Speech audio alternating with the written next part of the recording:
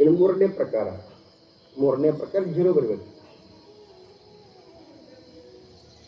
ಇನ್ನೊಂದು ಕಡೆಗೆ, ಆಯ್ತಾ? ಆಮೇಲೆ ಮೊಣಕಾಲು ತಬ್ಕೋಬೇಕು. ನೋಡಿ ಈ ಕಾಲು ಮಾಡಿ ತೋರಿಸ್ತೇನೆ, ಲಕ್ಷ ನೋಡಿ. ಮೊದಲನೇದ್ದು ಸೈಕಲ್ ಹೊಡೆದಂಗೆ ಉಲ್ಟಾ. ಎರಡನೇ ಪ್ರಕಾರ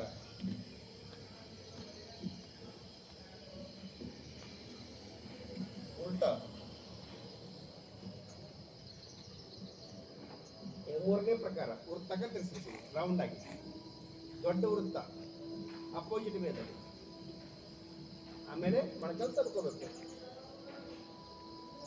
ಆಮೇಲೆ ಕೊನೆಗೆ ಒಂದು ಹೇಳ್ತೀನಿ, ಈಗ ತೋರಿಸ್ತೀನಿ ನೋಡಿ.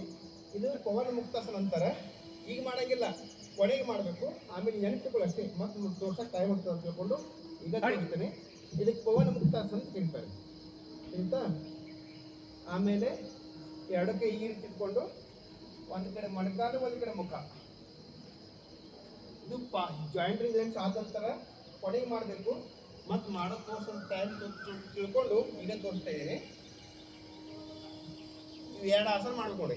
ಇದು ಪವನ ಮುಕ್ತಾಸನ, ಅದು ಮರ್ಕಟಾಸನ. ರಿಲ್ಯಾಕ್ಸ್.